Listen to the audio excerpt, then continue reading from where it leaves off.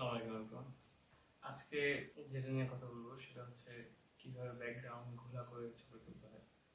অনেকে মনে করে ডিএসএলআর ক্যামেরা আছে মানে ব্যাকগ্রাউন্ড ঘোলা করে ছবি তুলতে পারবে বা ব্যাকগ্রাউন্ড ব্লার করে ছবি তুলতে পারবে, যেটা আমরা ফটোগ্রাফিতে সাবজেক্ট সেপারেশন বলি। বিষয়টা এমন না। এখানে একটা বিষয় আছে, সেটা হচ্ছে লাইট। আপনার ক্যামেরা সেন্সরে যত লাইট প্রবেশ করবে আপনার ব্যাকগ্রাউন্ড তত ক্রিমি এবং সুন্দর লাগবে দেখতে। তো এই ক্যামেরা সেন্সরের লাইটটা কিভাবে কাউন্ট হয়? এই ক্যামেরা সেন্সরের লাইটটা কাউন্ট হয় এফ স্টপ দিয়ে। F1, F2, F3, F4। F stop যত কম হয়, F1, F2, এটা যত কম হবে সেন্সরে তত বেশি লাইট প্রবেশ করবে।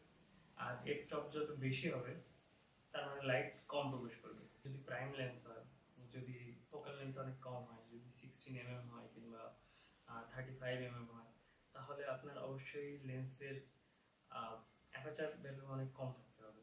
যেমন হচ্ছে f1.4, f1.2। তাহলে আপনি এই কম ফোকাল লেন্থেও অনেক ভালো ব্যাকগ্রাউন্ড সেপারেশন পাবেন।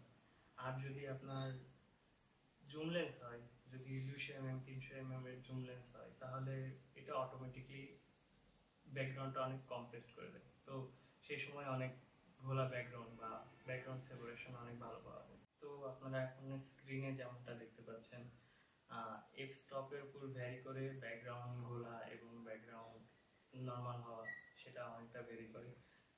এক্স 1.4 অনেক ঘোলা ব্যাকগ্রাউন্ড, F1.2 তার থেকে বেশি ঘোলা ব্যাকগ্রাউন্ড। আবার যদি F4 এ দেখি তাহলে পুরোটাই অনেকটা দেখা যাচ্ছে। আবার হচ্ছে যদি F8 হয় তাহলে পুরোটা ফোকাসে থাকবে, কোনো ডিফোকাস হবে না।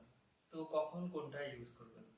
যখন আপনি কোনো পোর্ট্রেট ছবি তুলবেন যেখানে আপনার ব্যাকগ্রাউন্ড সেপারেশন অনেক বেশি জরুরি, এটা পোর্ট্রেট ছবিতে অনেক বেশি সুন্দর লাগে দেখতে। তো সেই সময় আপনাকে অবশ্যই কম অ্যাপারচারে শুট করতে হবে। আর যখন আপনি ল্যান্ডস্কেপ শুট করতেছেন, ল্যান্ডস্কেপ শুট করার সময় আপনার পুরাটা এরিয়া ফোকাসে রাখা লাগবে। তো সেই সময় আপনার অ্যাপারচার ভ্যালুটা বাড়িয়ে তখন শুট করতে হবে। আবার অনেক সময় বিয়ে বাড়িতে অনেকজন একসাথে দাঁড়ায়, অনেকে পিছিয়ে দাঁড়ায়, অনেকে আগে দাঁড়ায়। তো এই সময় যদি সবাইকে ফোকাসে রাখতে হয়, সেই জন্য আপনাকে আবার এক্সট্রা বাড়িয়ে শুট করতে হবে।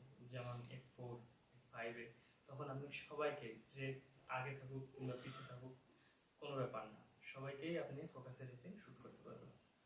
তো আজকে এই ছিল শর্ট একটা ভিডিও।